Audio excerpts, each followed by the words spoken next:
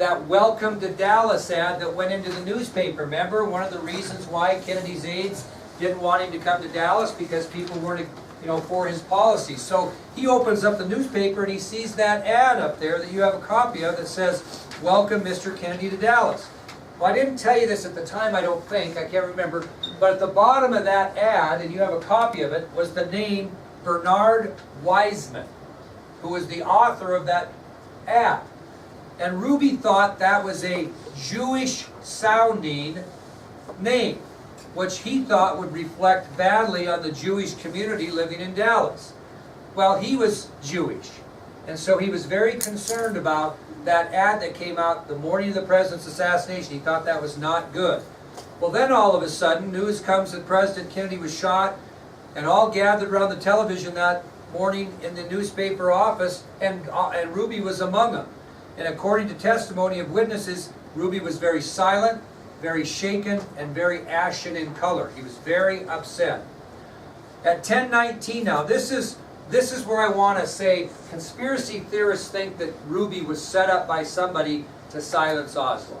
So I'm going to tell you about Ruby's morning on the day that Oswald was killed, and you tell me if you think this is somebody hired him. So now we're at the 24th. He was at the Dallas Morning News the day of the assassination. We've talked about him being at Dallas Police Headquarters during the time between the assassination and the 24th. Well, at 10:19 a.m. on the morning that Oswald was shot by Ruby, 10:19, he was called at his apartment by one of his strippers. And the stripper's name was Karen Carlin, also known as Little Lynn. That was her stage name. And she needed money because she was behind on her rent.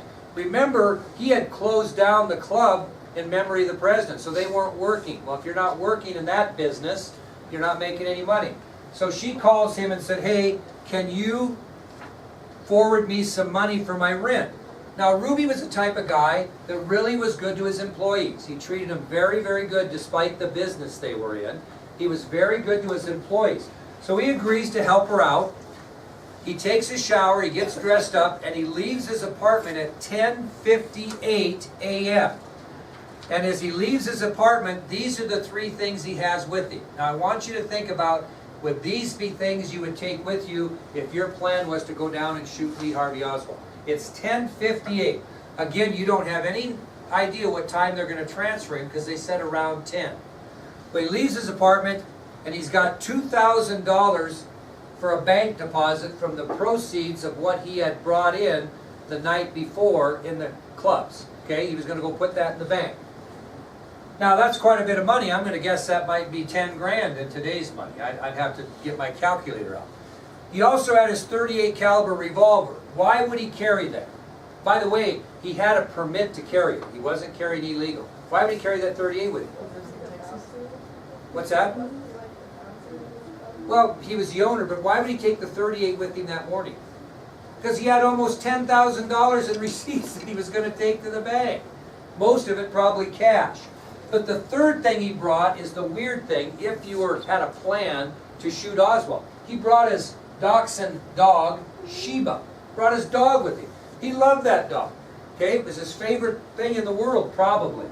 And he brings his dog. So he brings the $2,000 in money taken at the club the night before. He brings his .38 caliber revolver, which he always had with him because he had a permit. And he brings his dog, Sheba. And he drives to the Western Union Station in downtown Dallas, which is about 100 yards from the Dallas City Jail where Oswald's going to be transferred, about 100 yards. And he arrives at the Western Union Station at 11:05. Okay, 11:05. When do they bring Oswald out?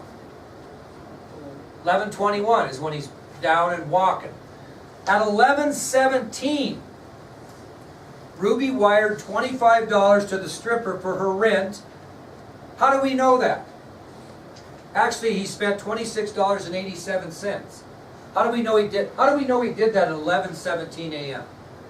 He had a receipt that was later taken out of his pocket after he shot Oswald. So at 11:17 a.m., Ruby wires $25 to the stripper for her rent, according to the receipt that Jim Lavelle took from Ruby's pocket after the arrest. The actual bill was $26.87. It cost him $1.87 to wire the money. He crosses the street towards his car where he has left his dog, and he notices a crowd around the city jail. And what does he think about at that moment? Oh yeah, they're transferring Oswald today. Okay, so he makes his way over to the city jail to see if he could possibly see what was going on with Oswald's transfer. Well, he reaches the ramp that they end up, backing the armored car down and out, and then Fritz's car down and out, and then the ambulance. He walks down that ramp that leads him to the basement of the city jail. I've been down the ramp, so it takes you right down there. Well, when he got there, what were they doing? What were they doing when he got to the ramp? Anybody want to guess? Take a guess what they were doing. They were pulling out the armored car because it did not fit down. And where was the police officer that was guarding the ramp? Where was he at? He was out in the middle of the street stopping the traffic so the armored car could make a left at that time because they were going to use it as a decoy. What do you think happened when he got out in the middle of the street and stopped the armored car? Ruby went down. Okay? Now, would have Ruby gotten down there if the officer wasn't involved in that? Nobody knows. Knowing Ruby's tied to the police and how friendly he was with them, my guess is he probably would have let him down there. But conspiracy theorists think that's all planned. So, he leaves probably around 11:17, he wires the money, it takes a few minutes, he actually stood in line for a minute.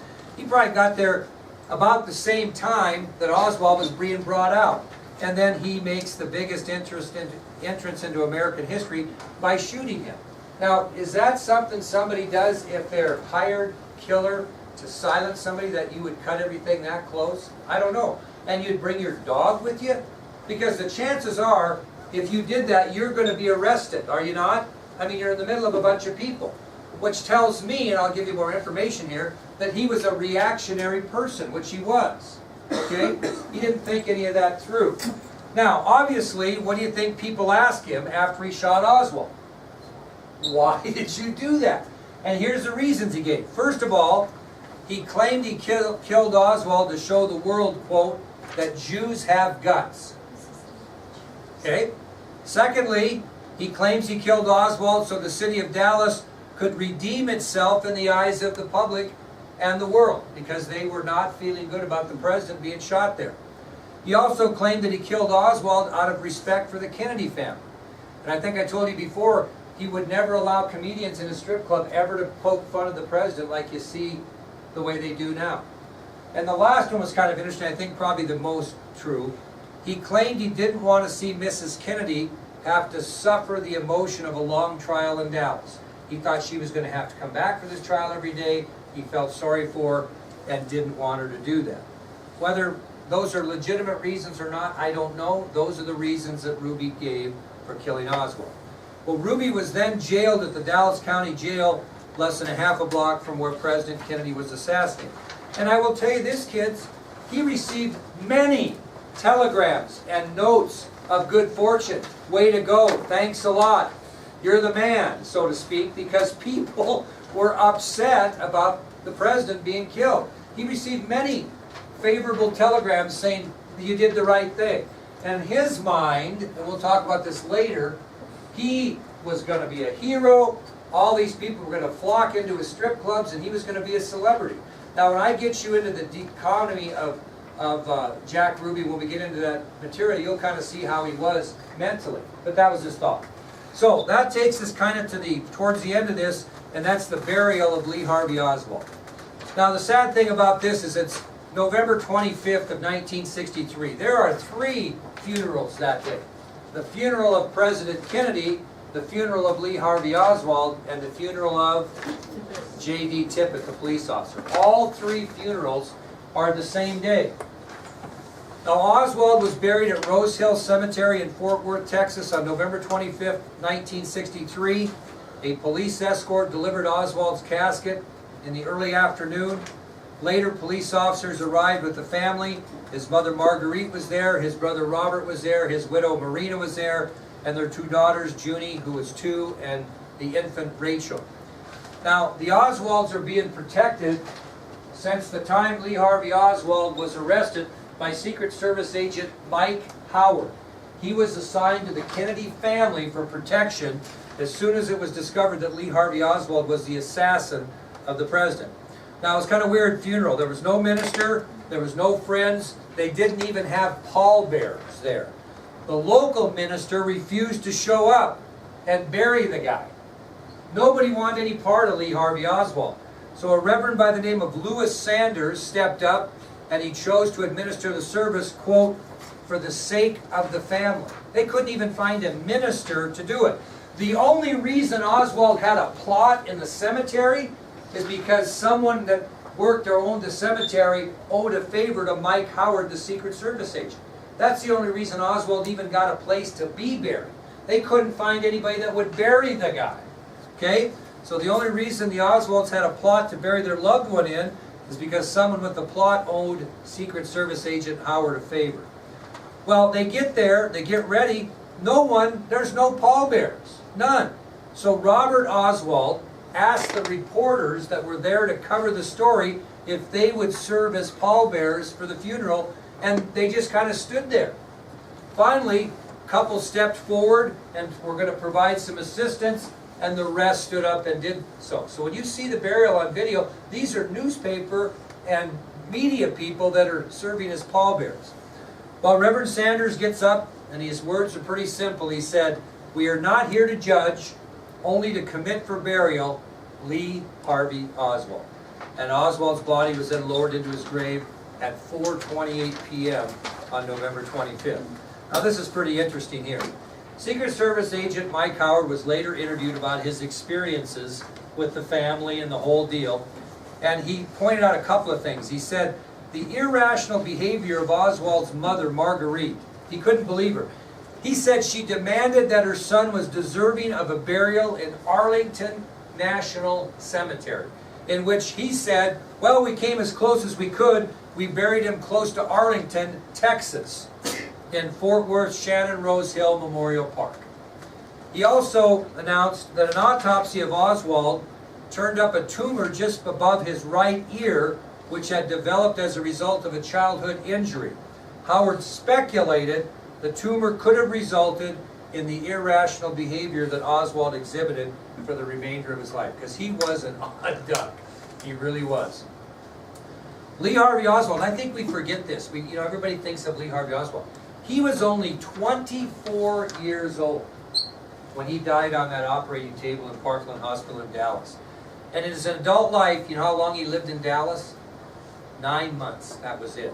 He spent more time in New Orleans, where he was born, Fort Worth, where he went to school, New York City, Japan when he was in the Marines, and in the Soviet Union as a defector than he ever spent in Dallas. And that's the answer to that story there. Okay, here's kind of what's on the docket for tomorrow. I'm going to show you some pictures from when I was in Dallas, and some of these things we've talked about. We're going to finish the rest of the video. Lee Harvey Oswald, 48 hours to live, and then I'm going to give you a test review, okay, on the test, and we're going to take the test on Wednesday, okay, Wednesday, so be prepared. Now, even though I'm going to give you the review tomorrow, I'm going to give you a day to kind of study up, and then we'll have some more video action and some other things we'll talk about. I want to talk about some weird circumstances surrounding where Oswald was buried. I want to talk about some weird circumstances when they exhumed his body. I want to talk about the grave site next to Oswald's and whatever happened to Oswald's coffin, the first coffin he had before they exhumed him. We're going to talk about some of that stuff on Wednesday. So we'll have a little bit of more information and a test on Wednesday. The test on Wednesday will be 45 answers. It will be closed note, and they'll be worth 2 points apiece. Okay? That's where we're at.